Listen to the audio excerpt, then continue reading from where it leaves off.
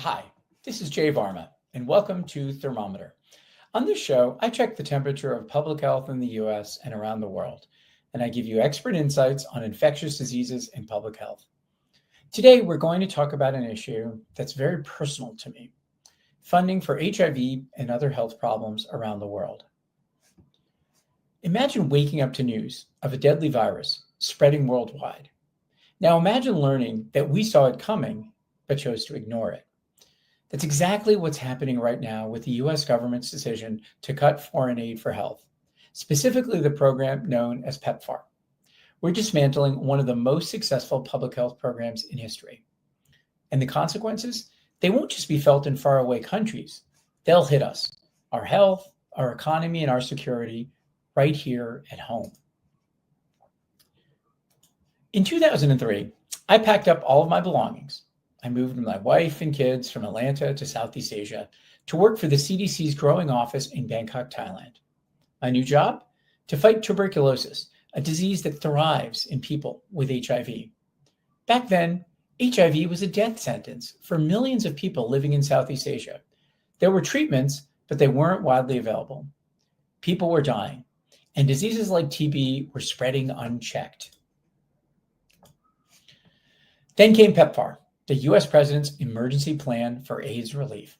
And with one bold stroke in 2003, the US government began turning the tide on HIV. The US government sent even more experts like me into the field. They built clinics and labs and vital supply chains. This program supplied life-saving medications, provided essential health care, and prevented babies from getting this deadly infection. Since its launch, PEPFAR has saved 25 million lives and prevented HIV infections in 5.5 million babies. It was the largest commitment by any nation to fight a single disease.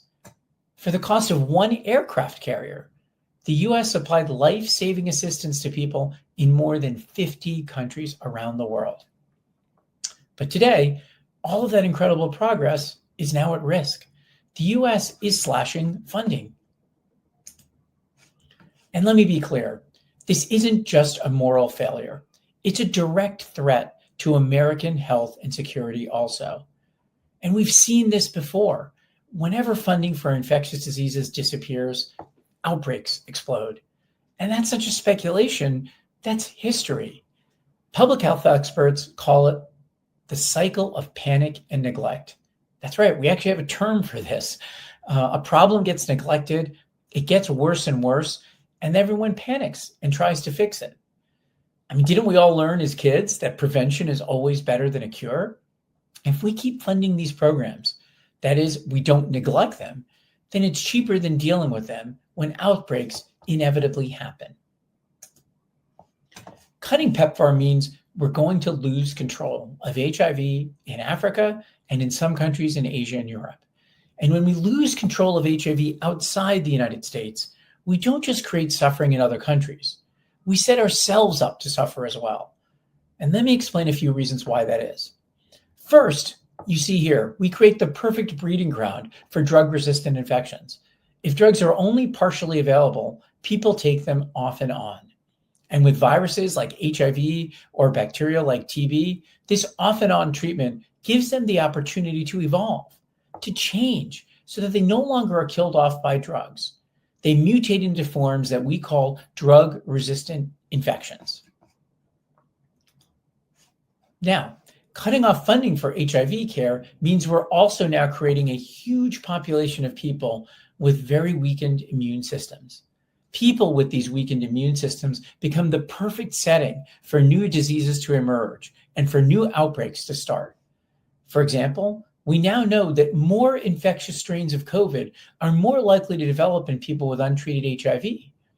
We know that monkeypox or mpox causes big outbreaks, partially because people with HIV are at high risk. And finally, diseases don't stop at our borders. No matter how much we try to shut down immigration, we live in a country that trades goods and services with everyone around the world. And diseases like mpox or Ebola and tuberculosis, they don't carry passports, they don't need visas, and they don't pay tariffs. They can't be stopped by a wall. Right now, 76% of tuberculosis cases in the United States come from people who got their infection overseas. So if HIV and TB spiral out of control around the world, it's only a matter of time before deadlier and more drug-resistant strains end up in American patients. And when they do, they won't just affect people overseas. They'll affect you and me. Now, the US government has spent decades placing CDC experts like me in countries where these outbreaks start. We're the first line of defense. We detect threats before they hit our shores. I know.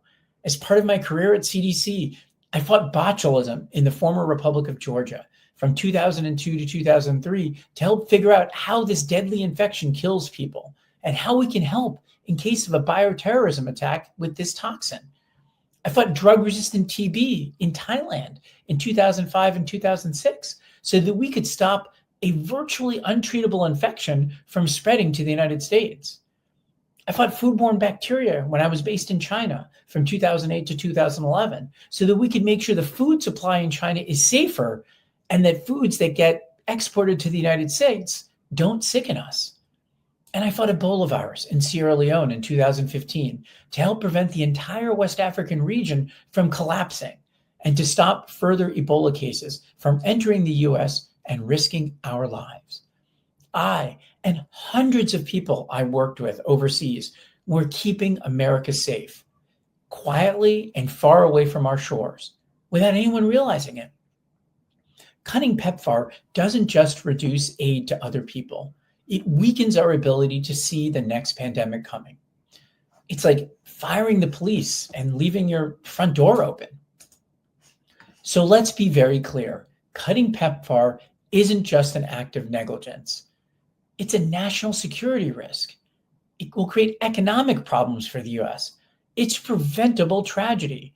Unless we do something about it, we will pay the price. In part 2 of this video series, I'll explain exactly how these cuts could collapse economies, weaken US influence, and make America less safe. Because make no mistake, this isn't about charity. This is about our survival. So if these issues and other public health issues matter to you, here's what you can do. Share this video. Most people have no idea this is happening, and you need to help get the word out. Second, call your representatives, your congressional representatives, your senators. Let them know that global health funding isn't just about charity, it's about national security. And stay informed. I'll keep covering this and related issues, so hit the subscribe button. And let's fight back against the dangerous decisions that are putting all of us at risk. We can still fix this, but we have to act.